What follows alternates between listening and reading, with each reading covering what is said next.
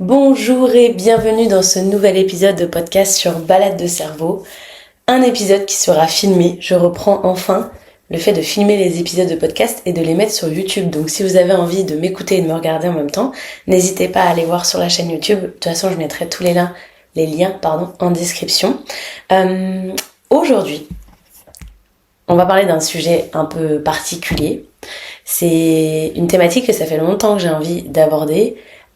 Comme celles et ceux qui écoutent souvent le podcast, j'ai lancé Balade de cerveau en janvier 2025 avec une envie de parler des sujets de la vie, de la mort, de tout ce qui nous traverse d'une manière légère, comme si on était assise à la terrasse d'un café et qu'on laissait nos cerveaux un peu se balader sur un sujet. Et c'était un peu ça la DA du podcast de base, mais qui est toujours, je pense, le cas. D'un côté spontané, je fais pas de montage, c'est un peu nature peinture.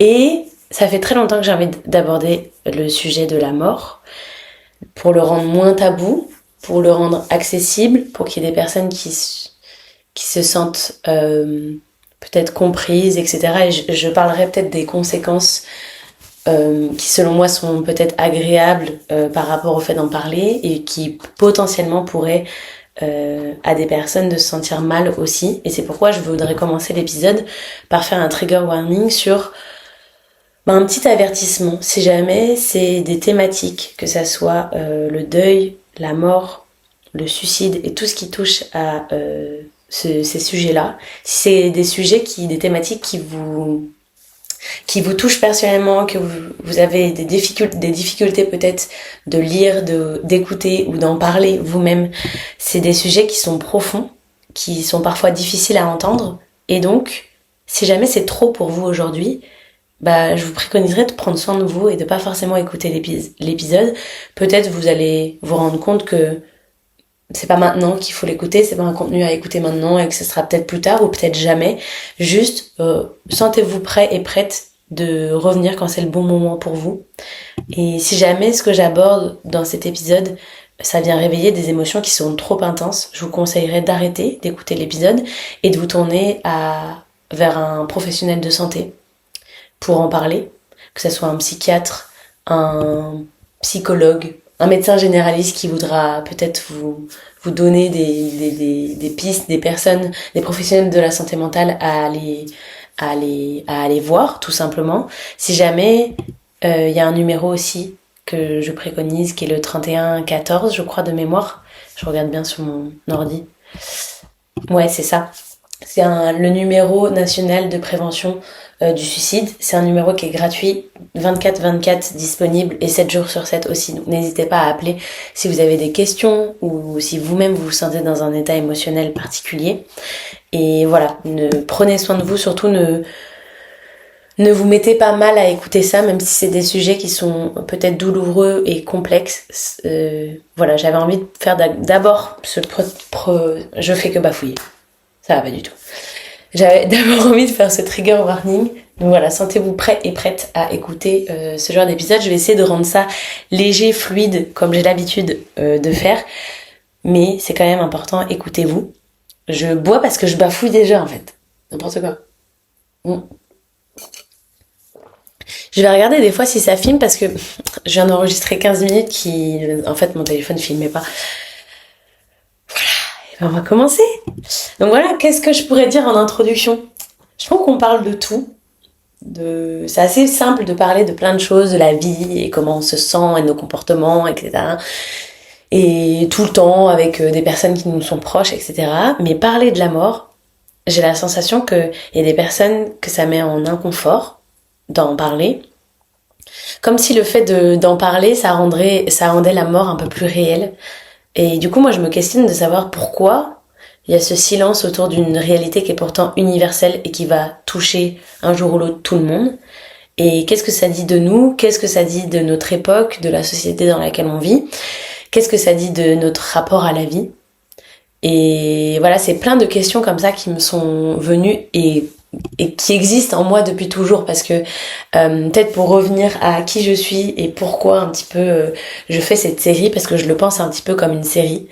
Parce qu'en fait ça fait 2 jours que je me dis ah mais il faut que je parle de ça, il faut que je dise ça, et à un moment donné je me suis dit ça sert à rien de faire un épisode synthétique avec plein d'informations condensées dans un épisode, parce que déjà c'est un sujet vaste et complexe, donc en fait on peut faire carrément une série sur ça et faire plein d'épisodes différents pour aborder plein de thématiques autour de ça. Qui je suis déjà, pour les personnes qui ne me connaissent pas. Je m'appelle Charline, j'ai 29 ans maintenant, c'était mon anniversaire il y a pas longtemps, et je suis coach, je fais du coaching pour les adultes en transition de vie, et j'ai un diplôme aussi pour les enfants, du coaching d'enfants de 5 à 11 ans. Et je fais ça depuis quand? Je fais ça depuis début 2025, début de cette année. J'accompagne des personnes en transition de vie, dans des moments où la vie elle se transforme, que ça soit à l'intérieur ou à l'extérieur, que ça soit de manière brutale ou douce. Souvent il y a un changement interne et externe qui s'opère, et voilà, j'accompagne les transitions de vie. Et je trouve que la mort aussi, ou le deuil, ça fait partie des grandes transitions dans la vie. Donc ça a sa place sur le podcast Balade de cerveau. Pourquoi cette série? Parce que je crois que la mort, que ça soit réel, enfin qu'elle soit réelle ou symbolique à l'intérieur de soi, ou symbolique de manière générale, ça va nous concerner tous et toutes au moins une fois dans notre vie, voire plusieurs fois, je pense. En tout cas, c'est ma vision de la vie et ma perception. Et j'ai moi-même grandi entourée de deuil, de mort, depuis que je suis toute petite, de mes 9 à mes 19 ans. Et j'ai aussi dû faire un choix, le choix de vivre, de continuer à vivre quand tout semblait s'arrêter, autant à l'extérieur, autour de moi, que à l'intérieur de moi. Et du coup, je trouve que ces expériences-là, ça m'a construite en tant que personne, en tant qu'identité aujourd'hui. Je suis la personne que je suis aujourd'hui parce que ces expériences-là, elles m'ont un peu transformée. Et c'est aussi ce que je veux transmettre par les personnes qui sont en transition de vie. Le fait que c'est possible aussi Enfin, ce sont des événements qui sont hyper douloureux, et c'est une réalité. C'est extrêmement, parfois, difficile à vivre. Ça dure dans le temps. Il y a plein de choses qui se passent et dont on aura peut-être l'occasion d'en parler, tous les bouleversements que ça amène en tant que personne et autour de nous. Et moi, personnellement, ça m'a profondément changé. Ça a profondément changé ma manière de comprendre la vie, la résilience, le sens que je mets dans chaque chose de la vie. Parce que pour moi, la vie et la mort, elles sont reliées. Et du coup, ça a changé plein de choses autour de ça. Et du coup, j'ai un peu compris avec le temps, en tout cas, ma vision des choses, c'est que la mort, elle soit réelle ou symbolique dans la vie de quelqu'un, ça fait partie de toutes les grandes transitions de vie et de l'existence humaine. Et du coup, j'ai envie d'en parler, parce que pourquoi c'est un sujet tabou alors que c'est censé être quelque chose qui touche autant à la vie que à toute personne de l'expérience humaine, à toutes les personnes vont être confrontées, c'est quelque chose d'universel. Et pourquoi ce sujet il reste tabou? Et c'est ce qui me donne aussi envie, en tout cas dans mon histoire personnelle, à terme, je sais pas si ça va se faire. Peut-être que j'écouterai ou je regarderai cette vidéo dans 10 ans et je me dirai oula, c'était pas du tout ce que t'as mis en place dans ta vie, et ça sera très bien. Mais en tout cas, j'ai une envie en moi qui est potentiellement de me former pour accompagner des personnes endeuillées ou qui ont été touchées de près ou de loin par le deuil, la mort de quelqu'un, etc.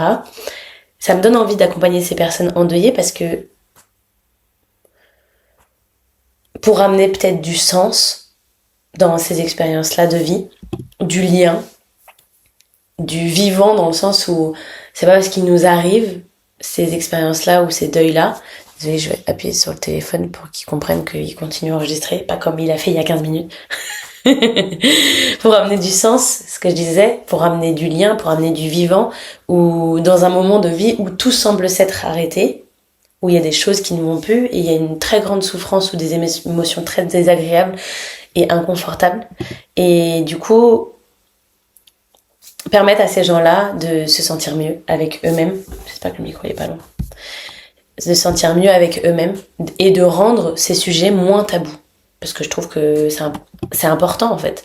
La mort, elle est présente tous les jours, Voilà, désolée de vous faire peut-être peur, mais la mort, elle est présente tous les jours, ça touche des milliers de personnes au sens large sur notre planète, sur notre Terre, pour toutes causes confondues.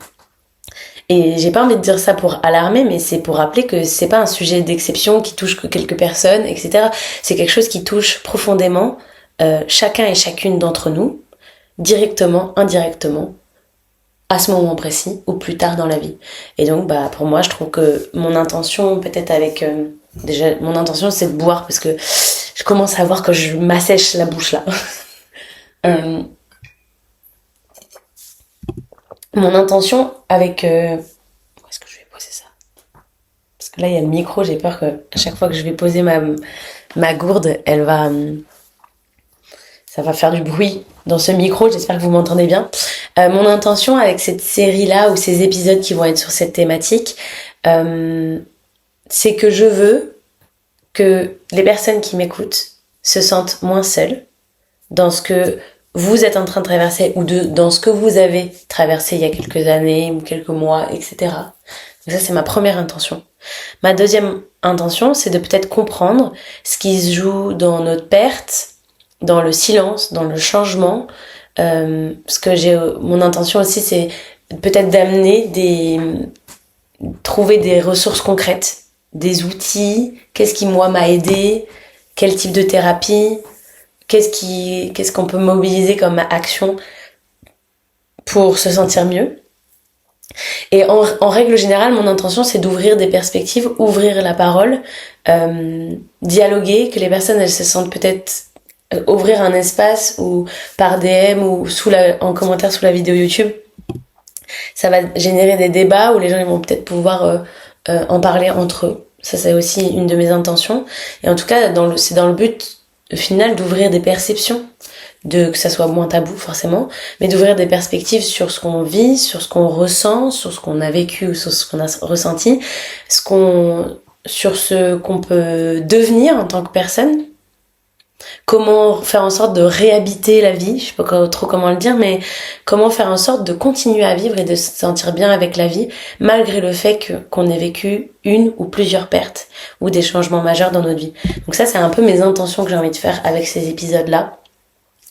Et je vais essayer au maximum d'utiliser des termes, on va dire, pour que personne se sente heurté, parce que c'est des sujets compliqués. Sachez en tout cas que si ça arrive, ça a pas été fait avec une mauvaise intention, parce que je suis aussi quelqu'un qui parle vite comme ça et qui choisit pas trop ses mots, etc. Donc n'hésitez pas à me faire un retour constructif si jamais il y a une formulation ou quelque chose qui vous a heurté.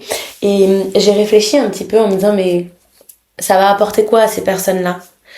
Donc en fait je me suis dit ok, il peut y avoir des conséquences qui élèvent ou qui font du bien, et il y a potentiellement aussi des conséquences qui peuvent être néfastes. Et du coup j'ai réfléchi à ça en me disant quelles potentielles répercussions vont avoir ces épisodes de podcast.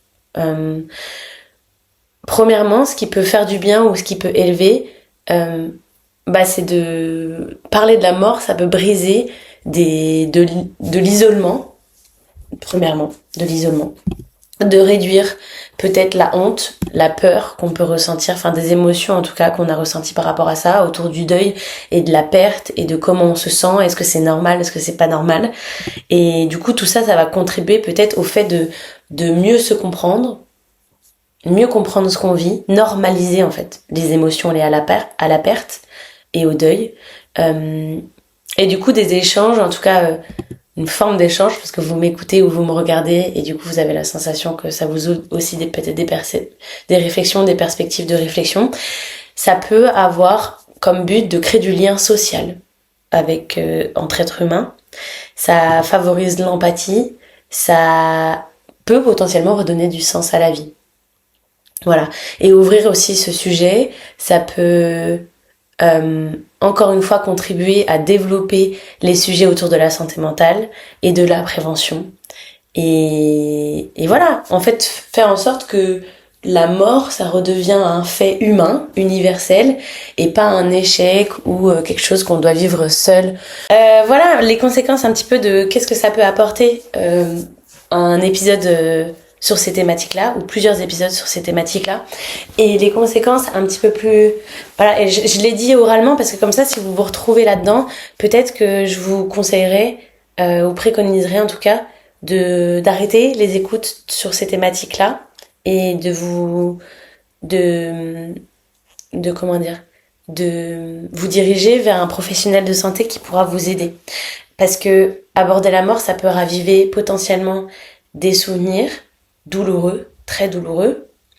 Ça peut réactiver un deuil qui a été non résolu. Et donc ça, si jamais vous voyez que, je sais pas, à la suite de l'épisode, vous pleurez énormément, mais de manière incontrôlable pendant plusieurs jours, etc., je pense que ça peut être normal, entre guillemets, et potentiellement bénéfique de pleurer un petit peu pour venir drainer et libérer des émotions. Mais si ça s'installe dans le temps, si vous vous sentez qu'il y a une blessure à vif et que pendant 3 jours vous pleurez parce que vous venez d'écouter cet épisode, je vous conseillerais vivement de vous tourner vers un professionnel de santé. C'est peut-être que l'écoute de certaines choses a réactivé une forme de souvenir, de mémoire, et qui montre peut-être qu'il y a un deuil qui a été non résolu. Donc vraiment point de vigilance sur cet aspect-là et comment vous pouvez vous sentir. Il y a peut-être certaines personnes qui vont se sentir troublées, tristes, vulnérables après l'écoute. Donc ça peut être normal, mais encore une fois, point de vigilance si ça perdure dans le temps. Et c'est aussi un sujet, je pense, qui peut provoquer un rejet, de l'inconfort, selon les croyances et les histoires de chacun, chacune. Donc voilà, je trouve que parler de mort, ça demande de la prudence. Et c'est pour ça que depuis tout à l'heure, ça fait combien de temps que j'ai commencé? Ça va faire bientôt 20 minutes. On a encore, entre guillemets, rien dit, et c'est que une prévention.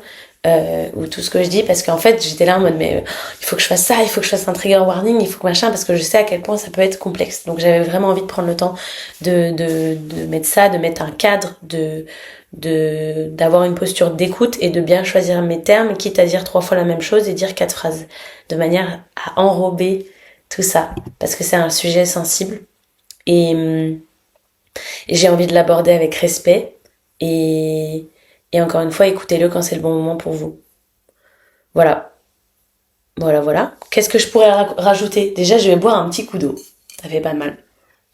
Putain, j'en reviens pas là. Du coup, je pense que de la vidéo YouTube, je vais devoir couper parce que mon trépied, il s'est barré en couille. Alors, ok, je voulais vous parler du sommaire. Du coup, quand j'ai réfléchi à cet épisode, je vais vous partager les questions qui, moi, je me suis posées autour de cette thématique. Et du coup, j'ai fait un sondage sur Instagram, j'en fais de temps en temps, où je vous dis est-ce que ça vous intéresserait ce sujet-là. Là, j'ai eu particulièrement beaucoup d'interactions, d'engagement autour de mes stories Instagram. J'ai des personnes qui sont venues me raconter leur lien avec leur mort, leur histoire personnelle. J'ai eu beaucoup d'interactions, j'ai eu que des personnes qui m'ont dit ça m'intrigue, j'ai envie d'avoir des épisodes sur ce sujet-là. Donc, et beaucoup plus que d'habitude. Je pense que c'est pas anodin. À chaque fois que je fais aussi des posts, j'en ai fait quelques-uns où je parle de mon histoire personnelle, où je parle des deuils que j'ai vécus, où je parle dans le carrousel de ce que j'ai pu ressentir. J'ai énormément d'engagement et je trouve que ça montre bien qu'il y a des personnes qui ont besoin de parler, qui ont besoin de se sentir écoutées, qui ont besoin de se sentir compris sur cette thématique, parce qu'elles viennent se livrer spontanément à moi. En mode, il m'est arrivé ça la semaine dernière, il y a tant... Et j'ai trouvé ça dingue, comme je pense que les gens ont besoin de parler de ça. Et j'ai la sensation que c'est un peu, pas mon avenir, mais qu'en tout cas, ça a fait beaucoup partie de ma vie et ça le fera encore partie, je pense, ces prochaines années. Je ne sais pas trop comment ça prendra forme, etc. Bref, 20 minutes pour dire pas grand chose, mais j'espère que vous passez un bon moment. Voilà, je réactive la vidéo parce que ça a coupé. Les questions, je vais lire sur les questions sur mon ordinateur de toutes les thématiques que j'aimerais aborder sur la mort. Je sais pas si je vais toutes les faire, mais en tout cas c'était un premier jet de moi des questions que je trouve intéressantes et pertinentes. Si jamais vous avez d'autres questions qui vous viennent en tête, dont vous avez envie que je réponde, n'hésitez pas à m'envoyer un DM sur Instagram ou l'écrire en commentaire sur cette vidéo YouTube. Et Et je me ferai peut-être un plaisir de voir s'il y a une récurrence et de prioriser certains épisodes à d'autres. Autour du tabou et de la peur de la mort, qu'est-ce qui fait que la mort reste un sujet tabou? Pourquoi notre société évite-t-elle autant de parler de la mort? Et ça, c'est un peu la thématique que j'avais envie de commencer et que je vais développer un peu plus dans cet épisode. J'avais aussi ce questionnement de me dire pourquoi est-ce qu'on a si peur de la mort? Qu'est-ce qui se passe quand on meurt? Est-ce qu'il y a quelque chose après? Après coup, je me suis dit que cette question-là particulièrement, ça relève plutôt de la croyance personnelle, la croyance, je sais pas, en une religion particulière, etc. Et je sais pas si c'est intéressant forcément de parler de ça parce que je pense que ça c'est l'histoire qu'on se raconte ou nos croyances personnelles. Donc, je ne sais pas si j'aborderai cette thématique-là. Ensuite, il y a toute mon expérience personnelle, mon histoire avec la mort. Pourquoi j'ai besoin d'en parler aujourd'hui? Je viens d'y répondre un petit peu au début de ce podcast. Et quand la mort, elle entre tôt dans ta vie, comment est-ce que ça te façonne? Comment ça te construit en tant que personne, en tant qu'identité? Et peut-être parler de qu'est-ce que côtoyer la mort, ça a changé dans ma manière de vivre. Ça serait intéressant de voir qu'est-ce que ça m'a apporté. Donc voilà, ça peut être des sujets d'épisodes de podcast. Il y a une récurrence, et il y a plusieurs personnes sur Instagram qui m'ont parlé de ça, c'est pourquoi la mort d'un proche bouleverse autant notre vie, notre identité, et comment est-ce qu'on fait, c'est surtout le comment. Comment est-ce qu'on fait pour vivre avec l'absence? Et ça, j'ai eu plein de personnes qui m'ont dit que c'était un sujet qui les intéressait beaucoup parce que soit ça leur faisait très peur, ou soit elles avaient du mal justement à retrouver un petit peu goût à la vie. Est-ce qu'on peut transformer la douleur d'un deuil en quelque chose de vivant, et comment le faire? Et c'est un peu, cette dernière partie, c'est la mort et un peu les leçons, le voir comme une leçon de vie, entre guillemets. En quoi la conscience de la mort ou le deuil, ça change notre manière de vivre. Qu'est-ce que la mort m'a, moi, personnellement appris ou pourrait m'apprendre sur la vie. Et tout ça, c'est des questions que je me suis posées et que potentiellement, j'aimerais bien répondre en vidéo ou en podcast. Et j'ai eu plusieurs personnes aussi sur Instagram qui m'ont partagé leur questionnement, qui était le rapport à la mort au travail. Est-ce que c'est en quelle mesure ça questionne, ça trouble et ça fascine. Il y avait d'autres personnes qui voulaient savoir comment les autres perçoivent la mort. Est-ce que ça leur fait peur, comment ils vivent avec ça, etc.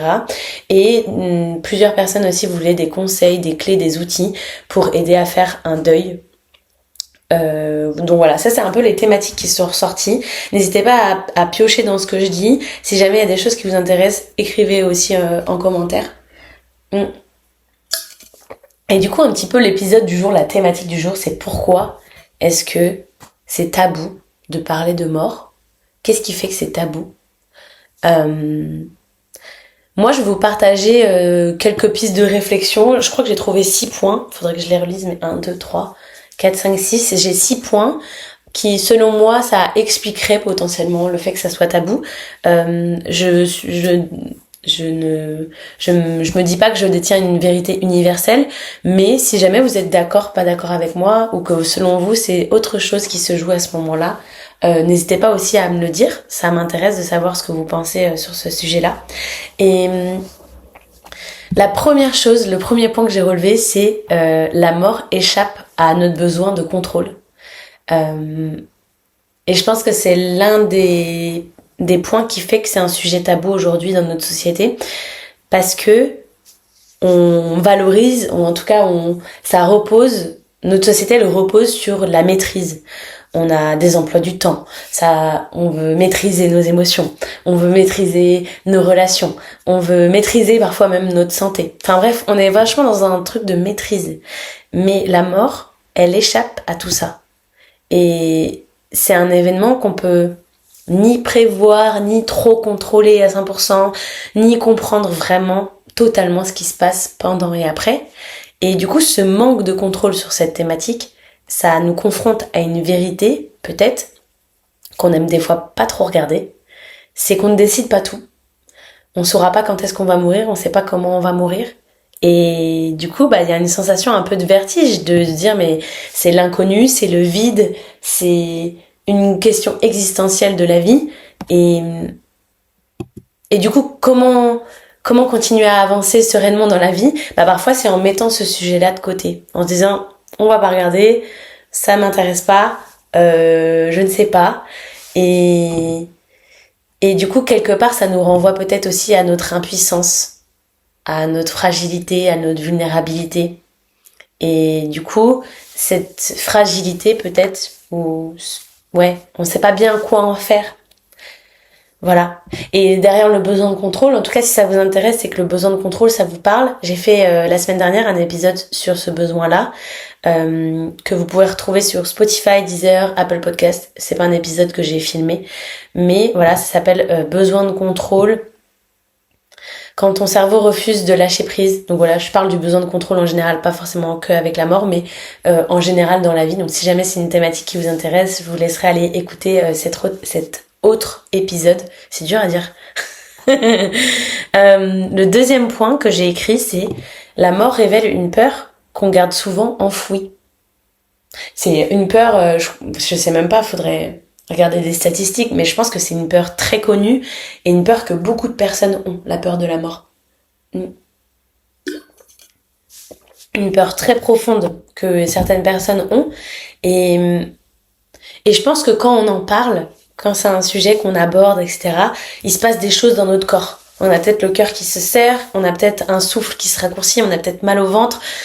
On pense à tous les deuils qu'on a eu dans notre vie, etc. Bref, je trouve qu'il y a une réaction potentiellement biologique où le cerveau il va identifier la mort comme une menace, pardon. Et du coup, ça lie aussi une peur très intime. On n'a pas envie que nos proches décèdent. On n'a pas envie de perdre des gens qui comptent pour nous. On n'a pas envie d'être oublié. On n'a pas envie de disparaître. On n'a pas envie...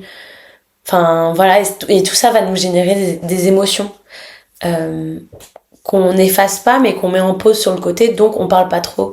Et on rend un peu ce sujet tabou. Parce que peut-être que quand on en parle, et bah tous ces sujets, toutes ces peurs, qu'elles soient primaires ou secondaires, toutes ces émotions primaires, secondaires plutôt, bah elles remontent. Et donc forcément on vit quelque chose qui est inconfortable ou on ressent des choses inconfortables. Et donc bah on n'en parle pas. Voilà, ça c'est une des raisons je pense qui fait que le sujet il est tabou ou en tout cas il est difficile à aborder. Parce que ça touche peut-être à des réflexes biologiques ou instinctifs chez nous. Et voilà, on a envie de foutre la merde sous le tapis et laissez-nous tranquille en fait. Donc ça c'est le deuxième point peut-être que j'ai identifié sur le fait que la mort peut être un sujet tabou. Putain, j'ai extrêmement soif, mais qu'est-ce qui fait que je bois autant? Je sais pas. Est-ce que mon téléphone il filme? Oui, oui, ça filme. Ok, ça filme, ça enregistre. Ok, on est bien.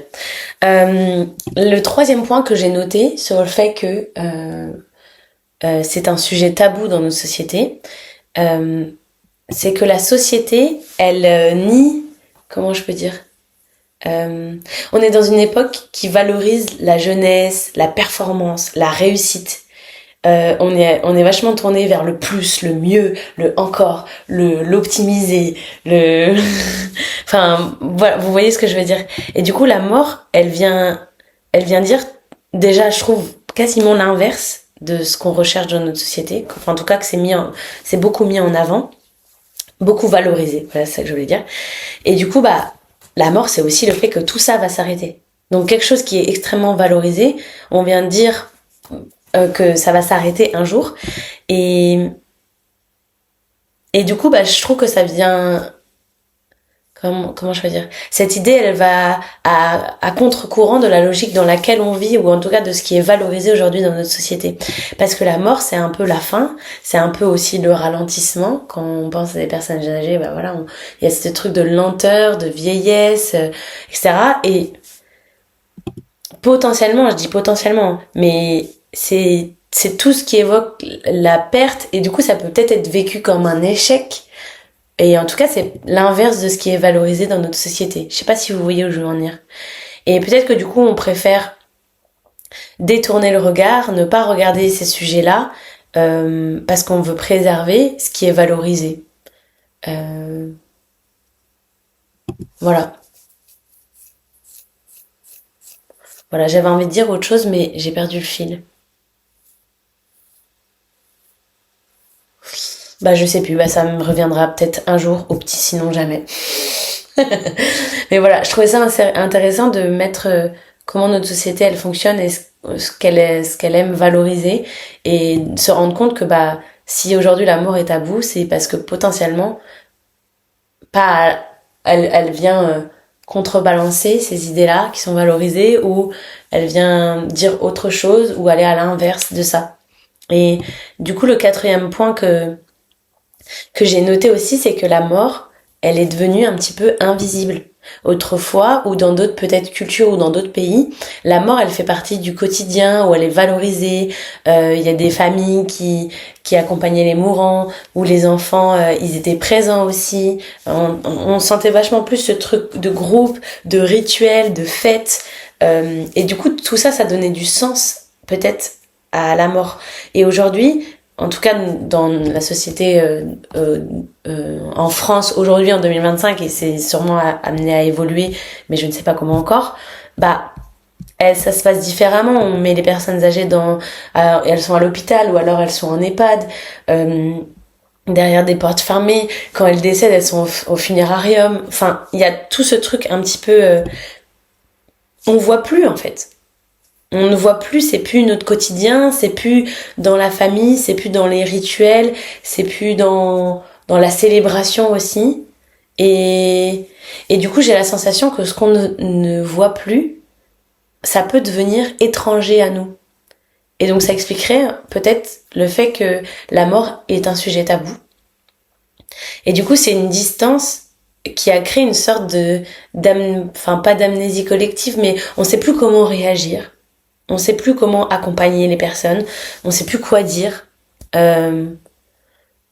Et peut-être qu'on gagnerait à réintégrer la mort comme quelque chose lié à la vie.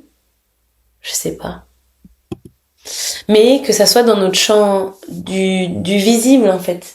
Ou en tout cas qu'on fasse je sais pas, ça peut être un repas de famille tous ensemble pour fêter. Enfin, je sais pas. Et peut-être que ça générerait le fait que ça redevient un fait qui est humain et normal et universel et pas un tabou.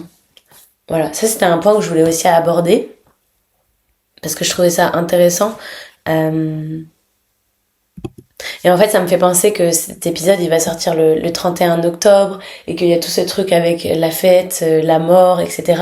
Je pense aussi au fait au Mexique, au fait où voilà, ils sont en communauté, ils célèbrent leur mort, ils pensent à eux, ils en font quelque chose un peu de festif. Je sais pas si vous voyez ce que je veux dire.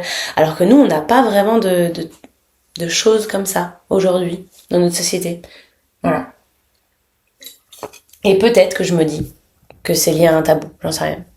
Ça m'intéresse de savoir ce que vous en pensez. J'appuie sur mon téléphone avant qu'il se rééteigne encore. Oh, il s'est éteint 3 fois. Il va falloir que je change le setup là. Ça commence à me... Voilà.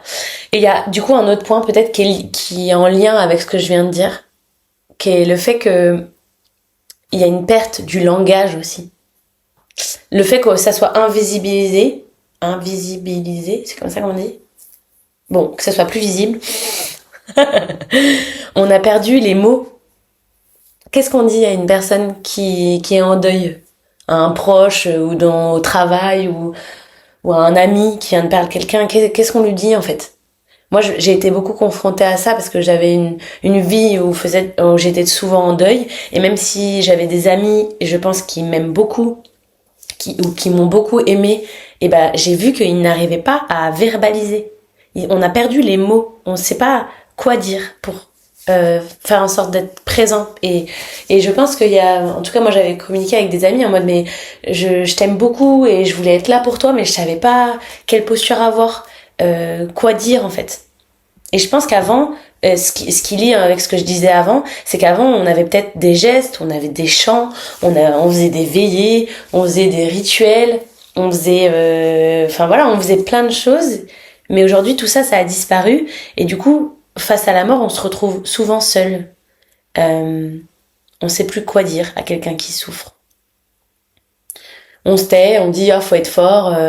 Je crois que tu peux avoir quoi 1 ou 2 jours Déjà, c'est pas parce que tu vis un deuil que tu peux avoir, par exemple, si t'es salarié, des jours de congé ou ce genre de choses. Je crois que c'est que quand tu perds une personne très proche que tu peux avoir quelques jours, mais quelques jours, enfin, voilà. Et je suis d'accord, on va pas avoir un congé de la durée du deuil, c'est beaucoup trop long. Mais bah, on se tait, faut être fort, faut retourner au travail 3 jours après. Enfin voilà. Enfin, vous voyez ce que je veux dire ou pas? Je sais pas. Mon cerveau il part dans tous les sens. Euh, Et du coup, voilà, bah, je trouve que le fait qu'il nous manque le langage, qu'on sait plus quoi dire, et bah, ça, c'est ce qui explique aussi qu'on a perdu un peu notre capacité à faire du lien.